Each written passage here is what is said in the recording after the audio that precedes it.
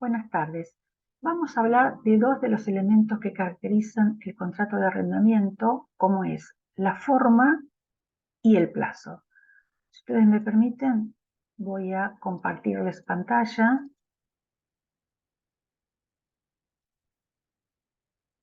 Bien, la forma y el plazo en el arrendamiento. La forma del contrato, tal cual lo vemos en la normativa vigente, admite tres antecedentes. Uno, el de la ley 11.170, que es aquella ley que instituyó la forma escrita del contrato de arrendamiento, ya sea por instrumento público o privado, y autorizaba o facultaba su posterior inscripción en el registro de la propiedad. Así también la ley 11.627 instituye la obligatoriedad del instrumento público, es decir, que solamente podía hacerse el contrato de arrendamiento rural, formalizarse por instrumento público, para después poder inscribirlo en el registro. La ley 13.246, en cambio, establece únicamente la forma escrita que puede ser ante los jueces o ante los escribanos, y también faculta esa inscripción en el registro. Actualmente, la ley 22.298, al reimplementar la 13.246, modifica el artículo 40, estableciendo que los contratos a los cuales se refiere deberán redactarse por escrito. Tenemos entonces que actualmente los contratos de arrendamiento pueden celebrarse, pueden formalizarse por instrumento privado, es decir, estaremos hablando de un simple instrumento particular, con libertad de forma, incluso de idioma, solicitando únicamente la firma de las partes y el doble ejemplar. También prescribiendo que la inscripción registral es facultativa. Con esto estamos frente a que la forma escrita es un requisito ad probationem, es decir, es un requisito que, si se omite, no provoca la nulidad del contrato. No es un requisito solemne, sino que es un requisito únicamente a los fines probatorios. Entonces, la pregunta es, ¿qué pasa cuando este contrato de arrendamiento no se celebra por escrito, como prescribe la ley? ¿De qué manera podemos probar este contrato? En este sentido, debemos entonces recurrir a las disposiciones generales contenidas en el nuevo Código Civil y Comercial, cuando en su artículo 1019 establece que se admiten todo medio de prueba. Es decir, que incluso podemos probar ese contrato de arrendamiento por testigos cuando hubiera principio de ejecución o principio de prueba instrumental, como por ejemplo podría ser el recibo del canon locativo. En relación al plazo, primero tenemos que hacer una referencia al fundamento del plazo, es decir, cuál es la razón que las leyes de arrendamiento, de aquellas primitivas que sirvieron de antecedentes hasta la que está rigiendo en este momento, establecían un determinado plazo. Es decir, que no era de forma arbitraria que se establecía el plazo del arrendamiento. Básicamente, el fundamento es el respeto por una explotación racional del ciclo agrícola y la preservación de los recursos. Ustedes saben que la actividad agraria, los actos que constituyen la actividad agraria en nuestro ordenamiento básicamente son el cultivo del fundo, la crianza de los animales y la silvicultura, con más las actividades conexas. Esto como derivación de nuestro antecedente en el derecho italiano. Entonces, cuando hablamos de estos tres elementos que caracterizan la actividad agrícola, la actividad agraria, no debemos olvidarnos de la definición de Antonio Carroza respecto a el ciclo biológico animal o vegetal que está configurado dentro de esa actividad agrícola. Entonces, el plazo que se establece para ese contrato de arrendamiento es el plazo mínimo necesario para que ese ciclo biológico, animal o vegetal, pueda cumplirse respetando una explotación racional con la consiguiente preservación de los recursos. De este modo, no solamente estamos respetando estas dos cuestiones, sino que además le estamos dando al arrendatario la seguridad en la ocupación de ese predio, dando de este modo una estabilidad en la empresa, y una compensación eventual en las cosechas. Es decir, entonces, que el fundamento del plazo del arrendamiento tiene en miras el cumplimiento de un ciclo biológico animal o vegetal sustentable, preservando los recursos, haciendo que esta duración del plazo no sea solamente legal, sino que tenga un sentido natural, estableciendo por entonces un plazo tanto mínimo como máximo. ¿Dónde encontramos antecedentes legislativos del plazo tal cual lo contempla la normativa vigente?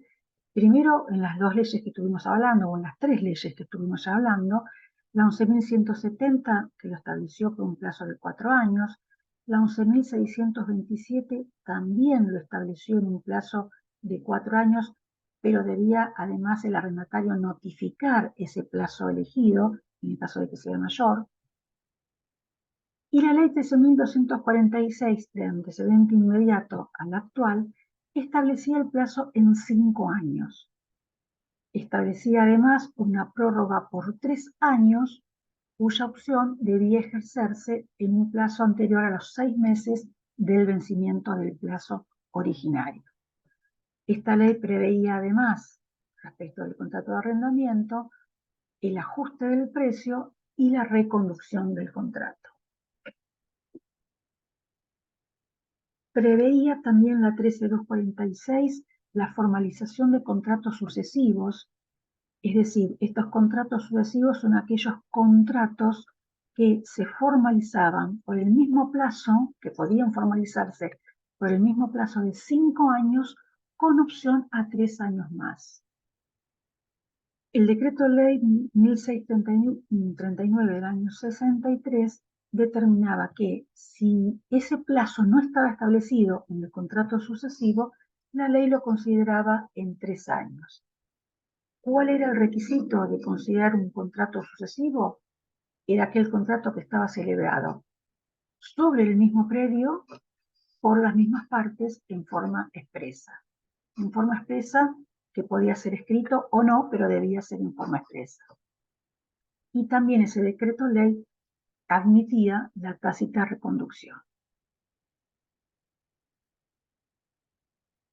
¿Qué era la tácita reconducción para la ley 13.246? Bueno, lo establecía en su artículo 20 y decía que cuando estaba vencido el plazo del contrato originario y existía una continuidad en el predio por parte del arrendatario a quien no se le había exigido la restitución del predio por el plazo de 1 año, se consideraba que se encontraba renovado en iguales condiciones. Por otra parte, si después de 30 días del vencimiento del plazo, operaba el plazo de 1 año para restituir el precio. Es decir, si luego de que vencía el contrato de arrendamiento existía un reclamo para la restitución, operaba el plazo de 1 año para que el arrendatario pudiera devolver ese precio. Configura un nuevo contrato, este contrato sucesivo, en las mismas condiciones del contrato original. Acá lo que hay que diferenciar es que la prórroga del contrato por 3 años debía estar expresa en el mismo contrato originario. Es decir, que si vencía el contrato originario y no se había efectuado la prórroga, si uno la hacía en forma posterior por una cláusula adicional o por un nuevo contrato, la ley tomaba que ese era un contrato sucesivo, no que era una prórroga. Es decir, ¿cuáles eran las condiciones de ese contrato sucesivo? La expiración del plazo legal que consideraba la ley o el convencional de las partes, la continuidad del arrendatario por el plazo de 1 año sin que nadie le hubiera exigido la devolución, y la inexistencia de la celebración de un nuevo contrato. ¿Cuál es el plazo en el régimen vigente? En el régimen de la ley 22.298. El artículo 4 establece que el plazo del contrato de arrendamiento rural es de 3 años. Es un plazo mínimo de 3 años. Y ustedes ven acá en el Power que dice máximo 10 años y entre paréntesis el Código Civil. ¿Por qué? Porque este plazo máximo de 10 años es hasta la vigencia del nuevo Código Civil y Comercial, es decir, el 1 de agosto de 2015. En cuanto a los contratos sucesivos, también la ley 2298 considera que se puede hacer por 3 años, puede ser verbal, y la prórroga del contrato no se considera contrato sucesivo. Esto es lo que explicaba yo anteriormente. Es decir, cuando existe un contrato originario por un plazo de 3 años o más, si uno quiere optar por una prórroga, debe expresamente dejarlo convenido en ese contrato.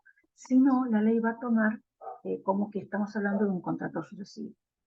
La ley 22.298 deroga la tácita reconducción, es decir, que ya no la admite. Y aquí tenemos la referencia a cuál es el plazo máximo de los contratos de arrendamiento hoy en día con la nueva sanción del Código Civil. La ley 22.298 solo establece el plazo mínimo. ¿Cómo se establecía el plazo máximo? Debíamos dirigirnos a las disposiciones del nuevo código, del Código Civil y Comercial, en aquel momento el Código de Vélez, que establecía para los contratos en general un plazo máximo de 10 años. Con la reforma del Código a partir del 1 de agosto de 2015, ya el plazo máximo de los contratos en general, según el artículo 1197, se establece en 50 años. Entonces, por vía de interpretación, debemos concluir que nuestro contrato de arrendamiento rural tiene un plazo mínimo de 3 años y un plazo máximo de 50. De esta forma, quedaría subsumido, digamos, el famoso contrato ad meliorandum contemplado en la ley 13.246, cuyo plazo máximo era de 20 años. Este contrato era un contrato establecido para el arrendatario que necesitaba mayor tiempo. Generalmente era cuando tenían proyectos de mejoras a realizar en el predio y entonces se consideraba que necesitaba un plazo mayor y estaba establecido el plazo de 20 años. Bueno, hoy en día, con este plazo bastante extenso de 50 años que contempla el nuevo Código Civil y Comercial, entendemos que este contrato ad meliorandum de alguna manera ha quedado sin efecto. También debemos remarcar que el plazo del arrendamiento es una de las cláusulas de estricto orden público indisponible para las partes. O sea, esto marca, este artículo marca el piso sobre el cual deben formalizarse los contratos de arrendamiento. Es decir, entonces que, a manera de conclusión, el plazo mínimo del contrato, según la ley 22.298, es de 3 años. Y el máximo, según aplicación de las disposiciones en forma residual del nuevo Código Civil y Comercial de la Nación, es de 50. Bueno, así de esta forma terminamos de ver estas dos características esenciales del contrato de arrendamiento que tienen que ver con su forma escrita